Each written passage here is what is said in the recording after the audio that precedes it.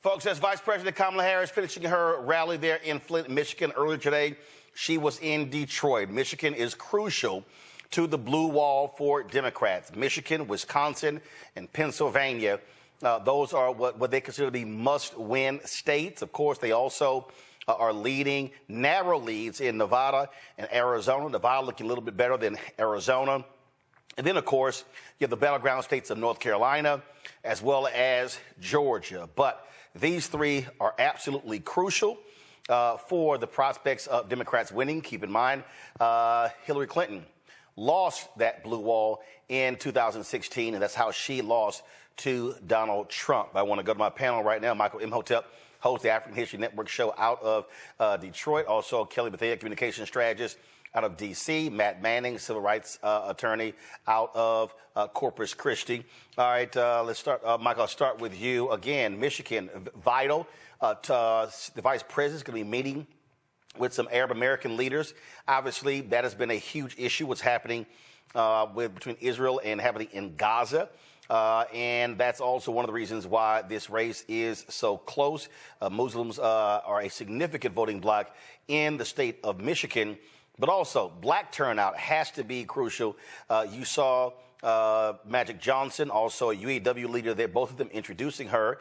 And Magic Johnson specifically spoke about the importance of black men supporting Vice President Kamala Harris and Minnesota Governor Tim Walz. Yeah, Roland, you know, it's a number of things going on. This is fantastic what's taking place. She was in Detroit as well as Flint, Michigan today. Michigan is crucial. You mentioned 2016. Donald Trump won Michigan by 10,704 votes, 0.2 of a percentage point. I want to point out that there were 50,000 people who voted in Michigan who voted down ballot but left the top of the ticket blank. Okay. Donald Trump won Michigan by 10,704 votes. So I know you have some people who are disaffected and saying they're going to vote down ballot. That's one of the ways that Trump won in 2016. Two, I think it's important for Vice President Kamala Harris to meet with Arab leaders as well. There was a piece that came out from ABC News this morning. There was a poll that came out. Israelis broadly favor Trump over Harris. And it was something like about 54% of Israelis prefer Trump over Harris. We know that Benjamin Netanyahu wants Trump back in office. So as I posted on social media today, voting non-committal is stupid. I'm just going to put that on the record. Voting non-committal is stupid. I understand people are concerned about Palestine, but you have to look at the big picture. Donald Trump has already said he will withdraw all humanitarian support to Palestine. He will let Benjamin Netanyahu do whatever he wants. And keep in mind, when he was president before, he imposed a Muslim ban on Muslims coming from 7 countries, which also increased anti-Muslim sentiment here in America. Okay, so Donald Trump has to be defeated. African-American men also have to be micro-targeted. So, yes, she is behind with white men who are college uneducated, as they talked about this morning on MSNBC. I think it's good that Bruce Springsteen put his endorsement in the video he did. But don't forget about African-American men, because recent polls are showing about 25 or 26% of African-American men under the age of 50 are saying they're voting for Donald Trump. So yeah, but 32 more days. But here's the deal with that, Matt. I mean, the reality is when you look at that, a lot, an NAACP poll, a lot of those folks didn't even vote in 2016 and 2020. So obviously that is a concern. I understand. As we say. Today is Friday, October 4th, 2024. Coming up on Roland Martin Unfiltered, streaming live on the Black Star Network. Vice President Kamala Harris is in Flint, Michigan, as we speak. It's a lot we're going to cover, including the jobs report. But right now, Hall of Famer Irvin Magic Johnson is introducing her. Let's go live to Flint, Michigan. Oh, that's number one.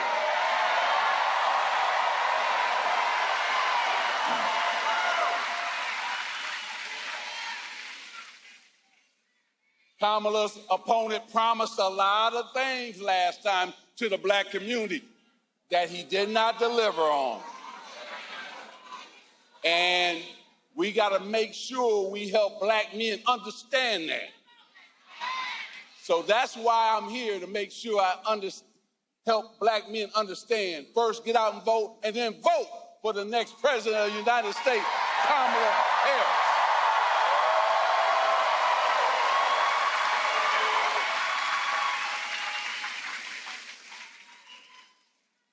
She's for women's rights to make their own decision with their body. We got to clap for that.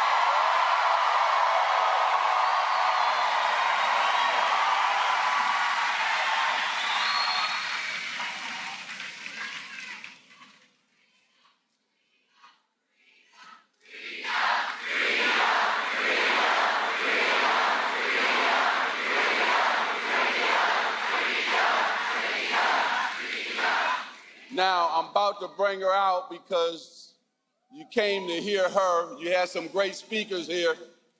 I see the UAW president. I was really blown away because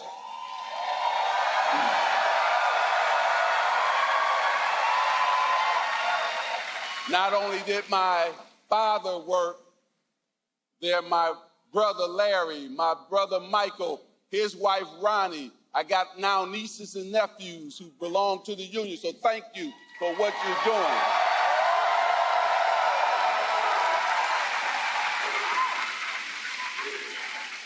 She's always been for labor and union. Kamala Harris has always been for labor and union. And that's never going to change. Now, this is the year for women. Hold on. We just saw what Mexico did. Elected its first woman president ever.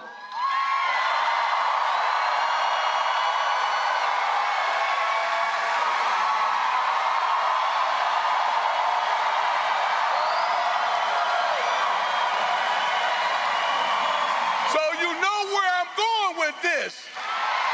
Let's make sure we, here in the United States, elect our first woman president in Kamala Harris.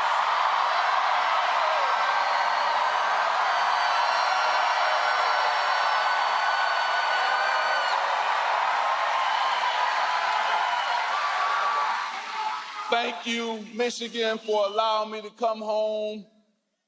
I always love coming home. But the main thing here is we gotta do a lot of work before November the 5th to elect Kamala Harris as our next president of the United States. So please, we're gonna be motivated when you leave here, but let's go to work. When we fight, when we vote, God bless you. Thank you. We fight for a future where we protect the fundamental freedom to organize. We fight for a future where workers, all workers, are treated with dignity and respect. A future where we tap into the ambition and the aspirations of the American people and build what I call an opportunity economy, so that every American has an opportunity to buy a home, start a business, build wealth, intergenerational wealth for their family. Over the last 3.5 years, our nation has seen historic small business creation as an example of that focus. In Michigan alone, we have seen more than 500,000 new small business applications. And when I am president, I plan to build on that progress and that success, including by raising the startup deduction, tax deduction for small businesses from $5,000 to $50,000 to help more entrepreneurs start a small business. I'll tell you guys, my sister and I were raised by our mother who worked very hard, and we lived on an apartment above a daycare center. And it was run by and owned by the woman that we called our second mother, who lived 2 houses down. She was a small business owner, and her name was Miss Shelton. And I grew up as a child knowing about who our small businesses are, right? They're leaders in the community, they're civic leaders, they hire locally, they train. And so that's one of the reasons I'm focused on small businesses, as part of how we lift up the middle class in America's economy. We need to also build more housing in America. Housing is too expensive. My mother saved up for years until I was a teenager when she was able to buy our first home. And right now we have a serious housing shortage in America, and that's part of what is driving up costs. And so we're going to cut red tape. We're going to work with the private sector, and we'll build 3 million new homes by the end of my first term.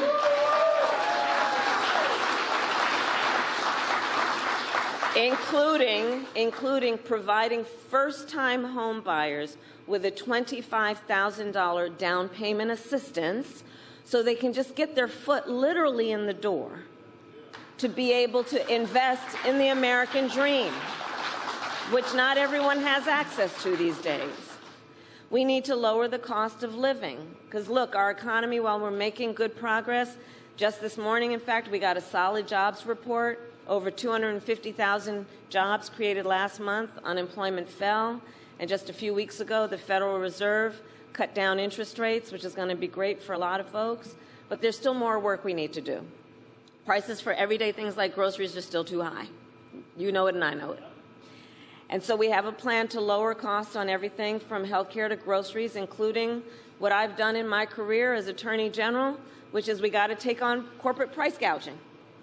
We got to take on what we need to do to understand that if you want to grow the middle class, we need more middle class tax cuts. And the tax cut that is part of my plan will give a tax cut to 100 million Americans. We need to expand child tax credit, and I will do that to expand it to $6,000 so that for the first year of a child's life, their parents have the resources that they need to be able to buy a crib or a car seat. And in that very critical stage of their child's development, just be able to do more than get by, but be able to get ahead. And I say all this to say, I will always put the middle class and working families first. I come from the middle class, and I will never forget where I come from. I will never forget where I come from.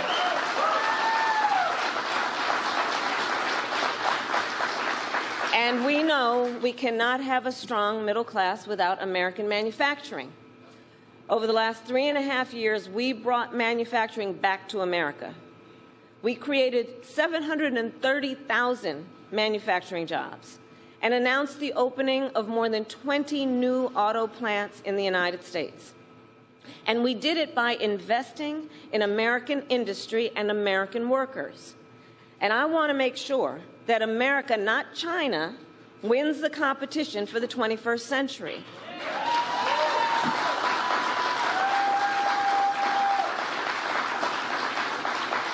So under my plan, we will invest in the industries that built America, like steel, iron, and the great American auto industry.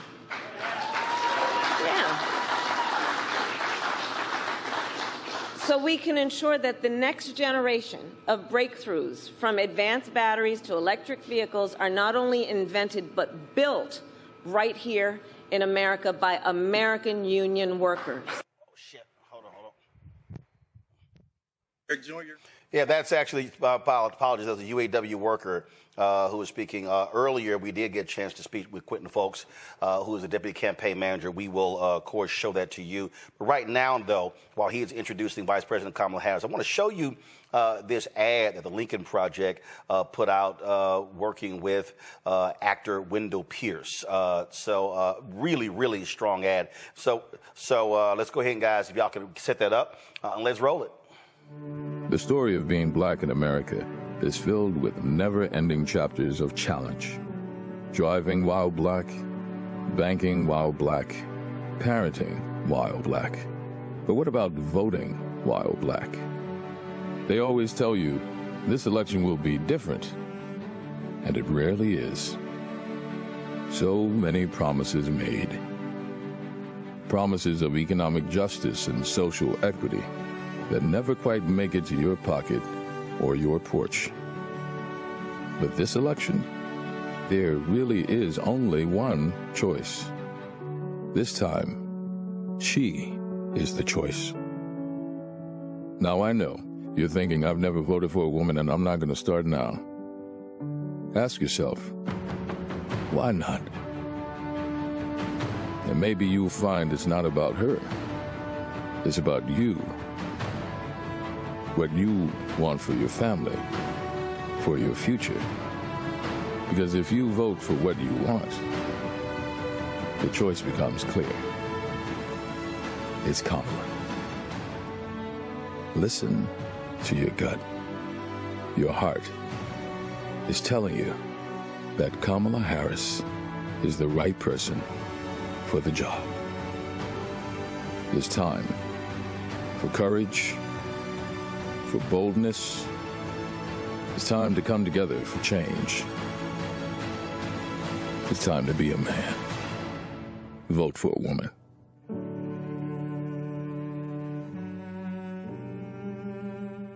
That, of course, is the second ad that Lincoln Project has put out specifically targeting men. Of course, Sam Elliott, the actor, did one earlier. We showed that to you last week, and it speaks volumes, if you will, because when you look at men in terms of who are voting, Vice President Kamala Harris is behind white men, Latino men, and also we're showing the numbers with black men. Some polls are showing anywhere from 16 to 26%. We've had Chris Toller with the Black Voter Project saying he thinks that number is way too high. But the campaign recognizes it is an issue that they actually have to deal with. And so, you know, we were talking to Chris just the other day, and one of the things we were talking about is that historically what the numbers actually show when it comes to black men voting in these various elections. And it also goes to show you what these numbers look like in terms of historically. The lowest Republicans have ever gotten was 5%. In 2008 when President Barack Obama ran. And so, again, this is an issue that the campaign really has been confronting, has really been dealing with. So this is the chart right here. And so there's no coincidence. You had those two black men who were introducing Vice President Kamala Harris, who now has come out in Flint, Michigan. Let's go live to that rally.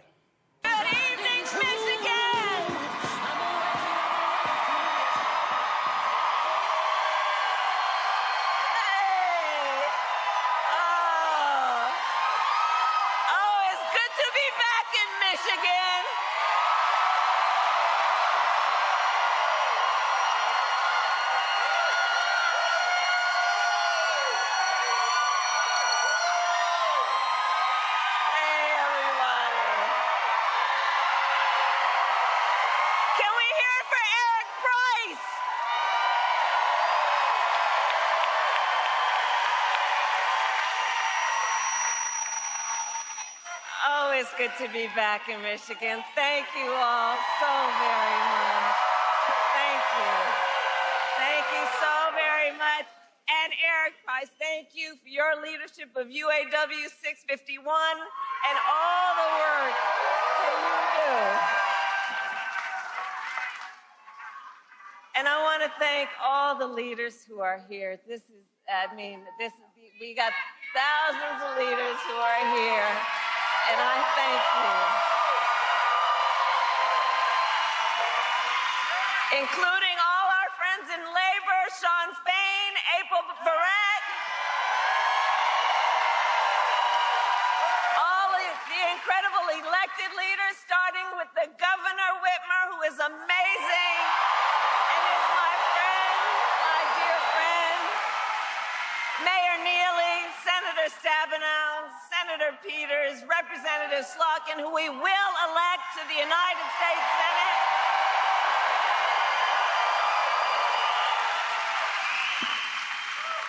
And did you all see Magic Johnson? Remember his number? 32. Today we got 32 days until the election.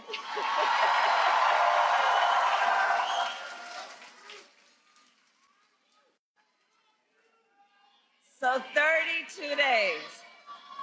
32 days. Okay, we got some business to do. All right. 32 days. And we know we will do it.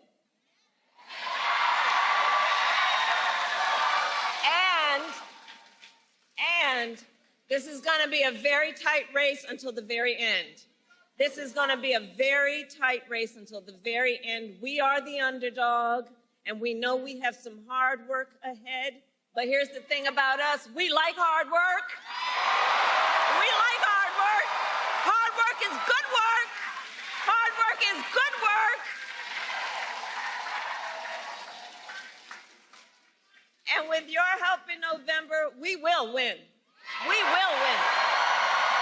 We are not playing around.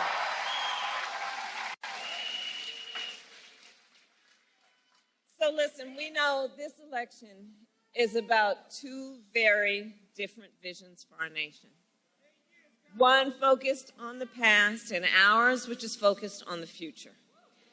We are fighting for a future where we tap into the ambitions and the aspirations of the American people and build what I call an opportunity economy, so every American has an opportunity to own a home, build wealth, start a business.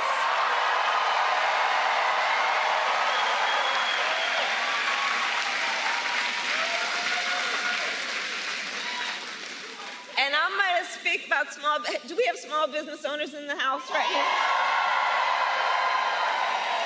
Right? Okay, so on the economy, I'm just going to spend a minute on small businesses. Because let me tell you, so growing up, our mother often worked very long hours. And so my sister Maya and I, we would go over to Miss Shelton's house. Miss Shelton was from Louisiana, and we called her our second mother. And Miss Shelton was a small business owner.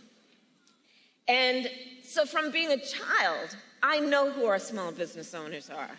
They are community leaders, civic leaders. They mentor.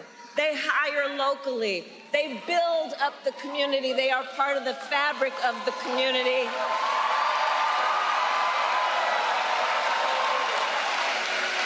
And small business owners are the backbone of America's economy.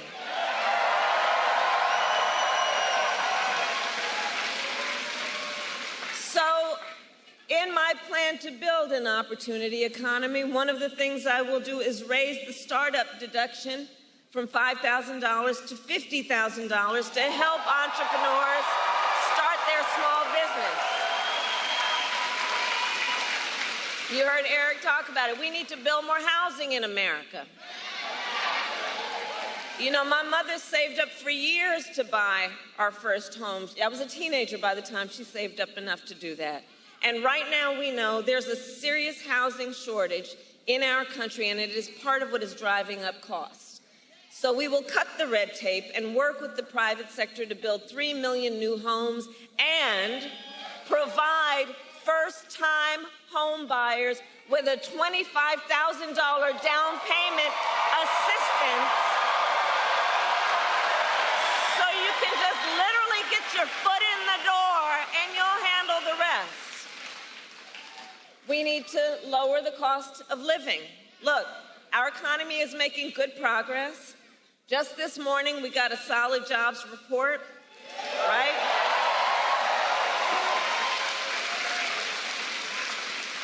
Over 250,000 jobs created last month. Unemployment fell. And just a few weeks ago, the Federal Reserve cut interest rates, which helps.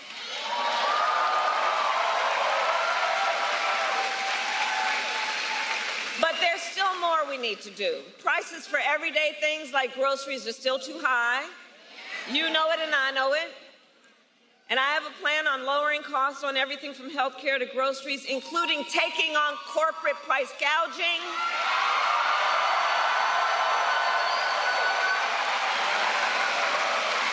Because as Attorney General, I saw what happens where there are a few of them, not everybody, but those who take advantage of desperate people, in particular in the middle of an emergency.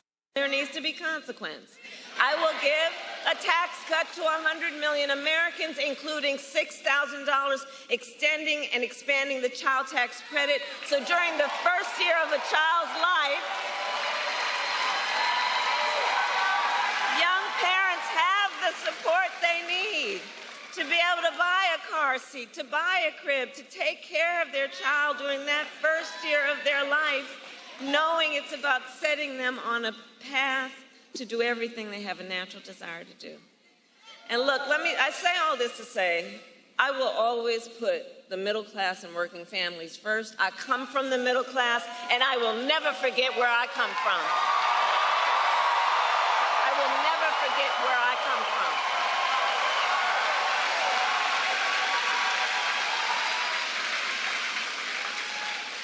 And we know we cannot have a strong middle class without American manufacturing. So over the last 3.5 years, we have brought manufacturing back to America, creating 730,000 manufacturing jobs. We announced the opening of more than 20 new auto plants in the United States. And we did it by investing in American industry and American workers.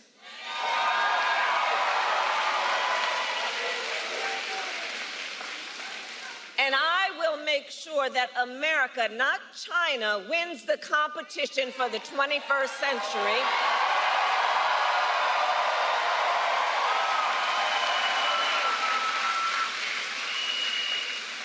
Which is why, under my plan, we will invest in the industries that built America, like steel, iron, and the great American auto industry. I see you, Sean.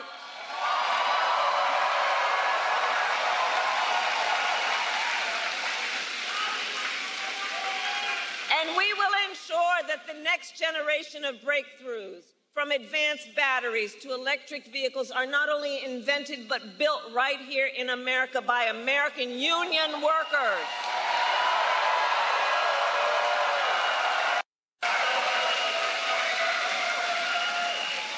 And Michigan, let us be clear, contrary to what my opponent is suggesting, I will never tell you what kind of car you have to drive. But here's what I will do. I will invest in communities like Flint.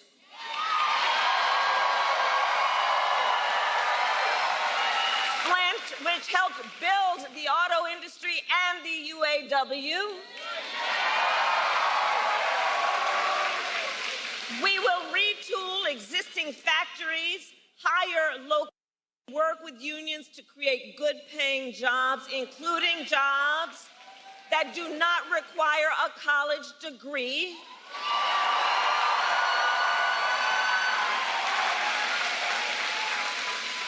Because we understand a college degree is not the only measure of whether a worker has skills and experience to get the job done.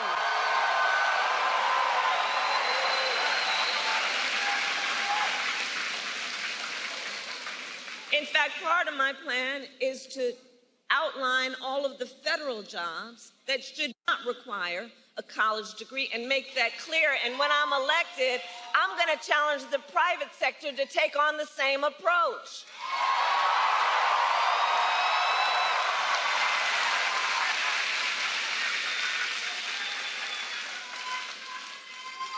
And then there's Donald Trump.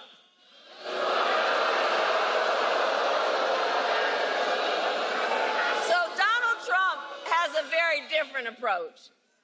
So Donald Trump makes big promises, and he always fails to deliver. He said he was the only one who could bring back America's manufacturing jobs. Remember that? And then America lost nearly 200,000 manufacturing jobs when he was president. Including tens of thousands of jobs in Michigan. And those losses started before the pandemic, making Donald Trump one of the biggest losers of manufacturing jobs in American history.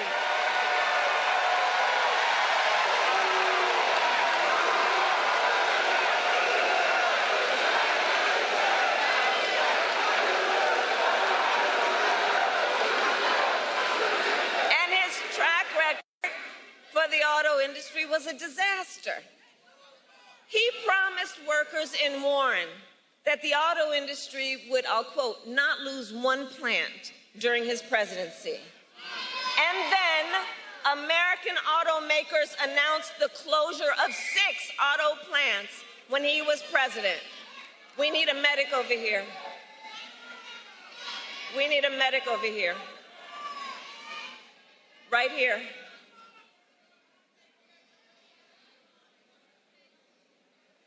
Okay, can everyone part so the medic can come through, please? Let's let the medic through.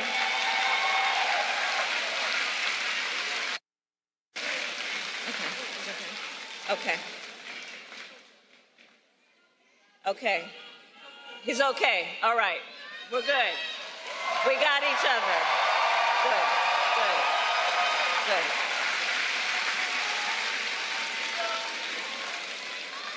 So, remembering again what Donald Trump talked about versus what he did, then American automakers announced the closure of 6 plants when he was president, including General Motors in Warren and Stellantis in Detroit. Thousands of Michigan auto workers lost their jobs. And when it came to building the cars of the future, Donald Trump sat on the sidelines and let China dominate. And then he talks down to American workers, saying we can't compete with Chinese workers.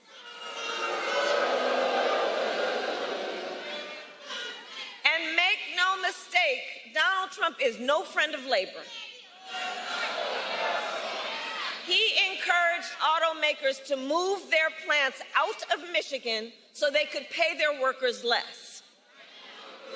And when the UAW went on strike to demand higher wages that they deserved, Donald Trump went to a non-union shop, don't forget. And he attacked the UAW. And he said striking and collective bargaining don't make, quote, a damn bit of difference. About striking workers that you should fire them. That's how he talks about union labor. That's how he talks about workers. But Flint, we know strong unions mean higher wages, better health care, and greater dignity for union members and for everyone.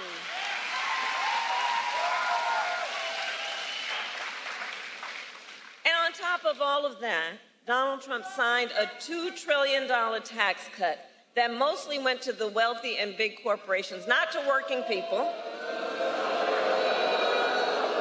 And now he is making the same empty promises to the people of Michigan he did before. But we will not be fooled. We will not be gaslighted. Donald Trump's track record is a disaster for working people.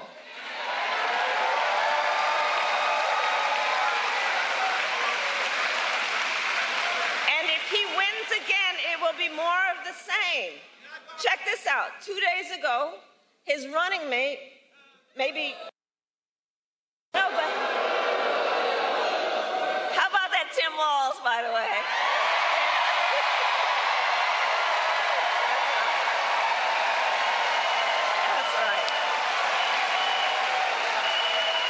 So 2 days ago, Donald Trump's running mate suggested that if Trump wins, he might let the Grand River Assembly plant in Lansing close down. The same plant that our administration helped save earlier this year along with 650 union jobs.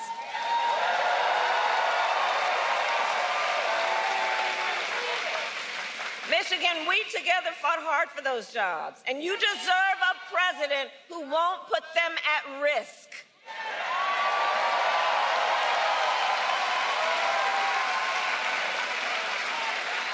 And for anybody watching, you know, if you want to learn more about Donald Trump's plans, just Google Project 2025.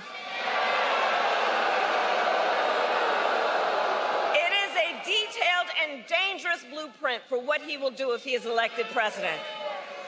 Donald Trump will give billionaires and corporations massive tax cuts, attack unions, cut Social Security and Medicare, and impose a Trump sales tax, a 20% tax on everyday basic necessities, which will cost the average family nearly $4,000 a year. And on top of all this, Donald Trump intends to end the Affordable Care Act.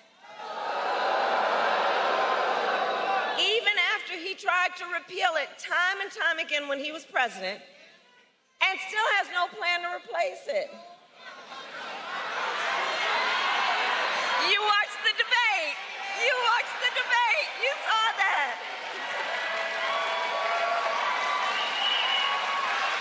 He said he, quote, has concepts of a plan. Concepts. No, you know, I have said that I do believe he is an unserious man. And the consequences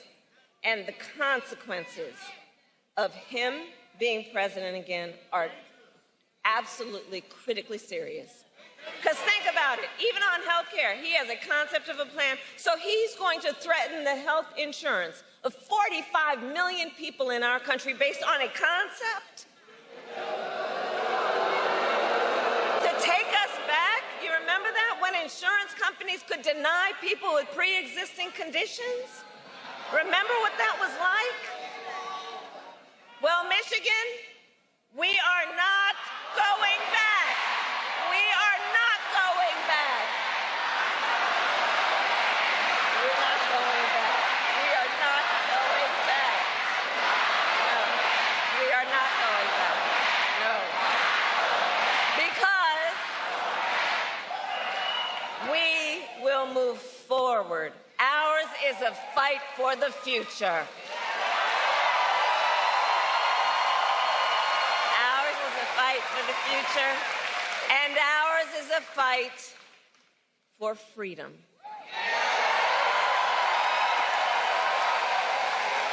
Like the fundamental freedom of a woman to make decisions about her own body and not have her government tell her what to do.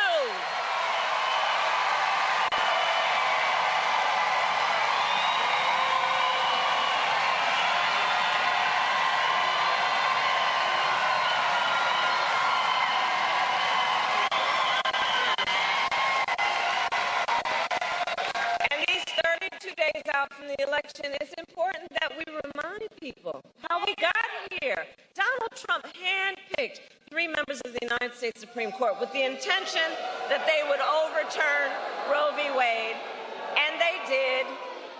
And now more than 1 in 3 women in America lives in a state with a Trump abortion ban. Many with no exceptions, even for rape and incest, which is immoral. And when Congress passes a bill to restore reproductive freedom,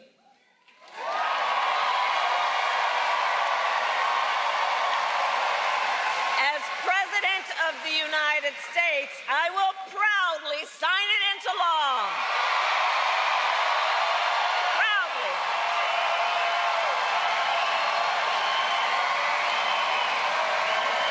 And here's what I want to say.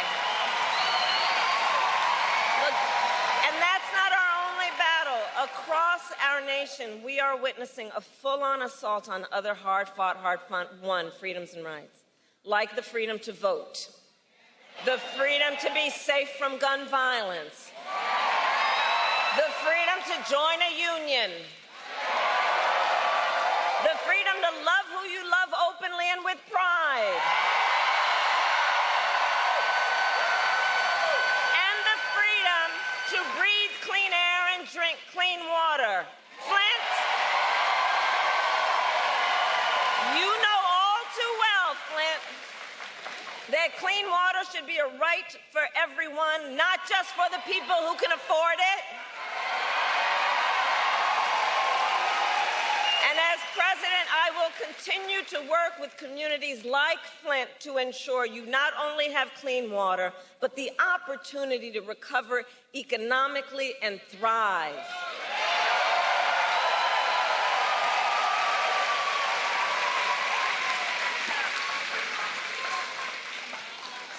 Michigan, it all comes down to this. We are all here together because we know what is at stake, and we love our country. We love country. We love our country.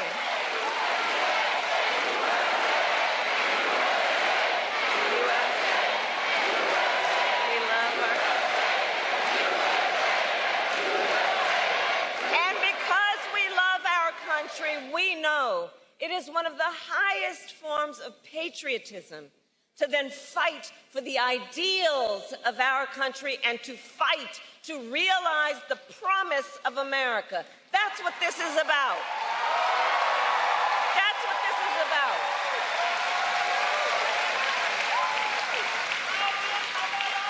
So, Election Day is in 32 days.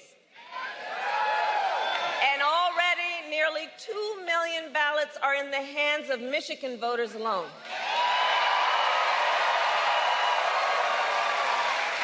So if you have received your ballot, please do not wait. Fill it out and return it today. Early voting starts statewide on October 26th. And now is the time to make your plan to vote. Because, folks, the election is here. The election is here. And we need to energize, organize, and mobilize. And remember, your vote is your voice, and your voice is your power. So, Flint, today I ask, are you ready to make your voices heard?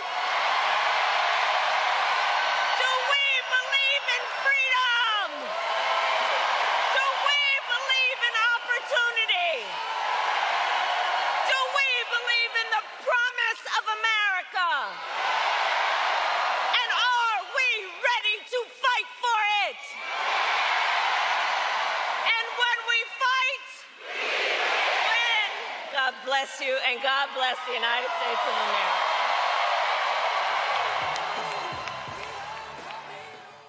Folks, that's Vice President Kamala Harris finishing her rally there in Flint, Michigan earlier today.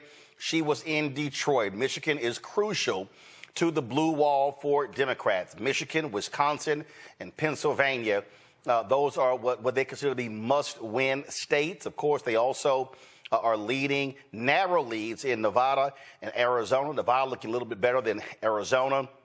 And then, of course, you have the battleground states of North Carolina as well as Georgia. But these three are absolutely crucial for the prospects of Democrats winning. Keep in mind, Hillary Clinton lost that blue wall in 2016, and that's how she lost to Donald Trump. I want to go to my panel right now. Michael Imhotep hosts the African History Network show out of Detroit. Also, Kelly Bethea, communication strategist out of D.C. Matt Manning, civil rights attorney out of Corpus Christi. All right, let's start. Michael, I'll start with you. Again, Michigan, vital.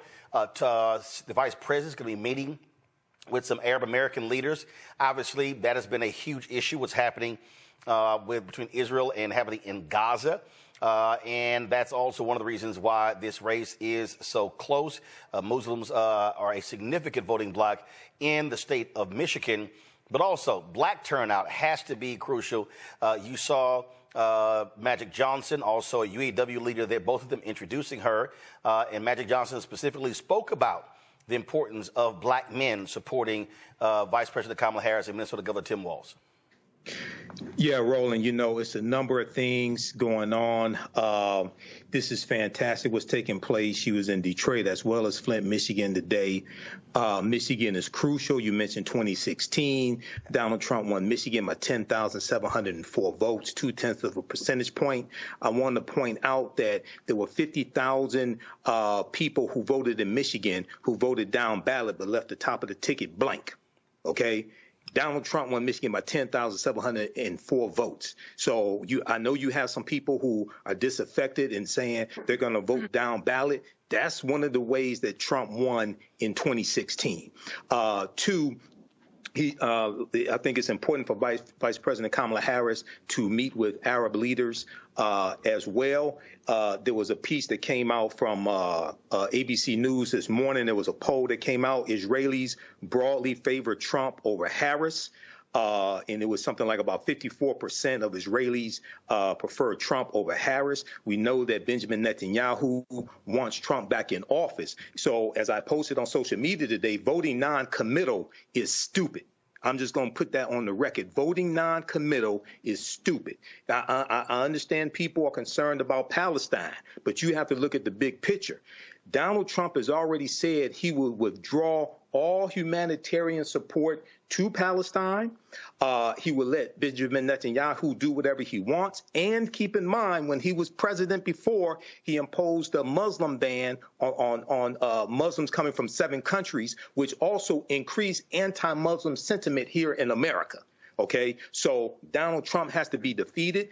African-American men also have to be micro-targeted. So, yes, she is behind with white men who are college uneducated, as they talked about this morning on MSNBC. I think it's good that Bruce Springsteen put his endorsement in the video he did. But don't forget about African-American men, because recent polls are showing about 25 or 26% of African-American men under the age of 50 are saying they're voting for Donald Trump. So yeah, but 32 more days. But here's the deal with that, Matt. I mean, the reality is when you look at that, a lot at NAACP poll, a lot of those folks didn't even vote in 2016 and 2020. So obviously that is a concern. I understand. As we said, Matt, we had Christopher Toller on the show the other day, and we talked about the numbers, and he showed the data from 1970 to present day in terms of black men voting. Of course, the highest was 72 with 23%.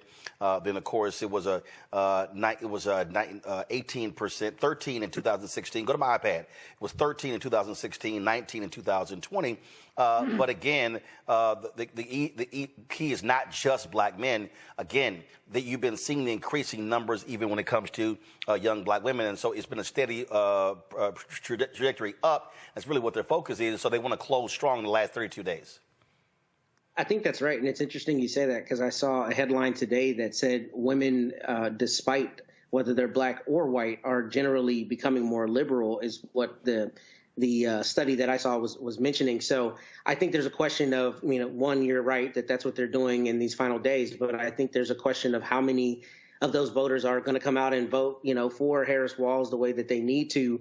And, polling is kind of a tough thing, because you just obviously never know exactly what's going to happen. But I think especially following that vice presidential debate, that's not going to really move the needle. I think it's one, people need to get out there and vote, number one. But number two, I think the Harris Walz campaign needs to do what they've done thus far, which is talk about numbers and talk about, I don't remember the name of the types of issues, but I guess kitchen table issues, where they're talking about economics and what kind of credit they're going to give you for this, what kind of credit they're going to give you for that, because that is what I think will get people out to vote, number one. And number two, if there really are people who are truly undecided at this point, get them over the fence, because once they see deliverables, that's really what I think will turn the tide for those who have not decided which lever they're going to pull yet.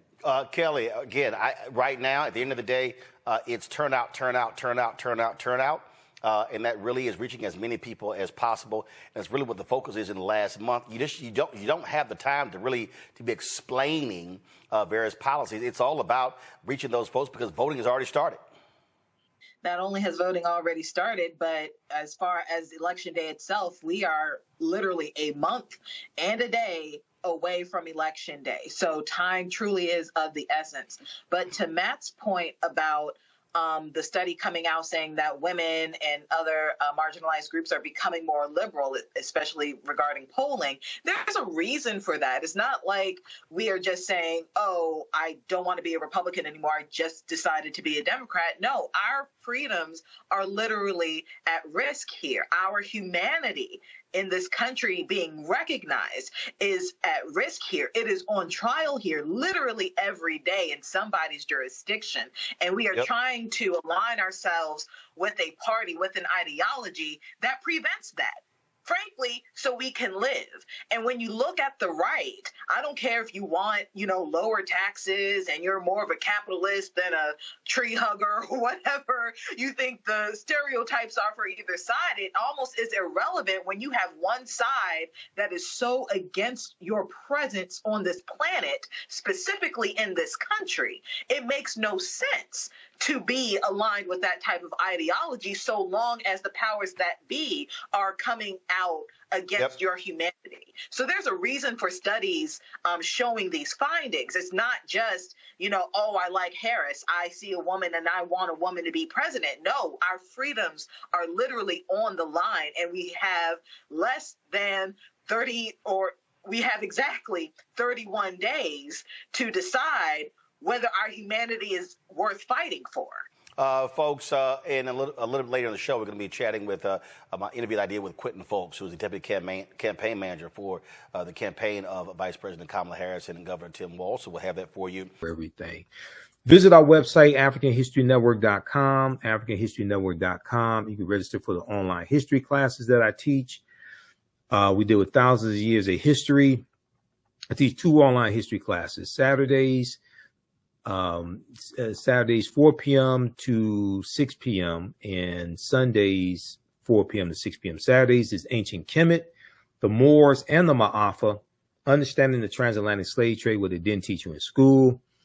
And then on Sundays, Black resistance movements, from Christopher Columbus to the Haitian Revolution and the Black Power movement, 1492 to 1968. So we have classes coming up this weekend. Classes on sale, $80. We do the sessions live. All the sessions are archived and recorded. You can go back and watch it any time. We have a bundle pack of courses. You can register for both classes also. I do a PowerPoint presentation with book references, articles, video clips. Even after the course is over with, you still have access to the full class. You can go back and watch it any time. And then Ancient Kemet, the Moors, and the Ma'afa, understanding transatlantic slave trade. That meets this weekend also. You can we have the course outline here that you can download as well. So it gives you a lesson plan for each class session. There's about 100 articles that we reference. The first class is about 200 slides, 15 books that we reference. You don't have to buy any of the books to follow along in class. Click right here to download the lesson plan also, okay? I show you it's a very visual class, so I show you the excerpts of the books right on the screen, all right? Okay, so the content is PG-13. You can use this with your children as well. I don't do a lot of cursing. It's not overly vulgar or anything like that. It's nothing like that, okay?